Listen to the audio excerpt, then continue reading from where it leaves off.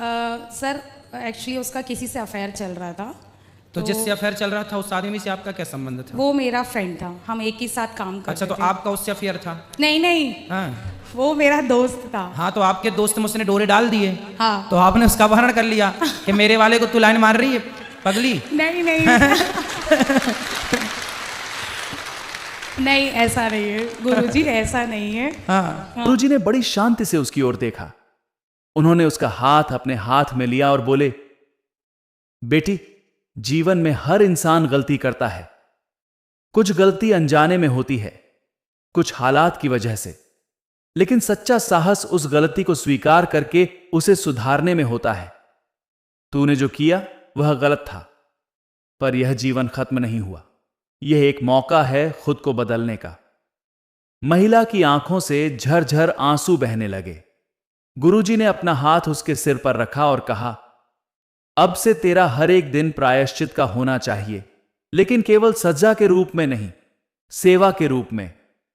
उस लड़की को जिसे तूने दर्द दिया, उसके जैसे और भी मासूम हैं जिनके पास कोई सहारा नहीं। तू अब उनके लिए सहारा बन। अगर तू अपने भीतर की शक्ति को पहचान ले तो तू भी किसी की जिंदगी संवार सकती है। महिला की आंखों में पहली बार उम्मीद की हल्की सी चमक दिखाई दी। उसके चेहरे पर पश्चाताप तो था, पर अब एक संकल्प भी था। उसने गुरुजी के चरणों में सिर झुकाया और कहा, गुरुजी, मैं अब अपनी बाकी जिंदगी दूसरों के भले में लगाऊंगी। मैं खुद को सुधारूंगी और उस लड़की से माफी मांगकर उसके जैसे बच्चों के लिए कुछ करूंगी। चीज का दिक्कत नहीं, बस दारू पी के 10 दिन से मुझे भी मारते, मेरे बच्चे को भी, भगवान को भी फेंकने जाते। बात कर लो भैया। राधे राधे। क्या नाम है आपका? मंतोष ठाकुर। माइक पास लो।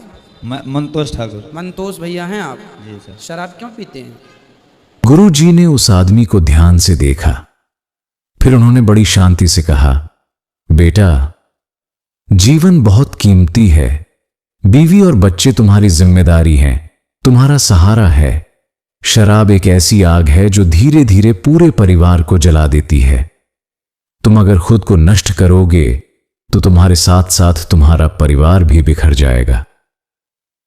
फिर उन्होंने उसकी पत्नी और बच्चों की ओर इशारा करते हुए कहा, इनकी आंखों में देखो, इनमें तुम्हारे लिए प्यार भी है और दर्द भी।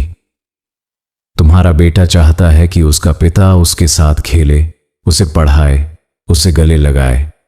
तुम्हारी पत्नी चाहती है कि तुम्हारा साथ मिले, एक ऐसा जीवन जिसमें सम्मान और सुकून हो। गुरुजी की बातें सुनकर वह व्यक्ति शांत हो गया। उसकी आंखों से आंसू बहने लगे। उसने पहली बार अपनी पत्नी और बच्चों की आंखों में वो पीड़ा देखी जो उसने कभी महसूस नहीं की थी। गुरुजी ने अंत में कहा, शराब छोड़ दो और अपने जीवन को फिर से संवारो। तुम्हारे बच्चों को तुम्हारी जरूरत है, तुम्हारी पत्नी को तुम्हारा साथ चाहिए। एक अच्छा इंसान वही है जो अपने परिवार के लिए जीता है। उस दिन के बाद उस व्यक्ति ने शराब को हाथ नहीं लगाया।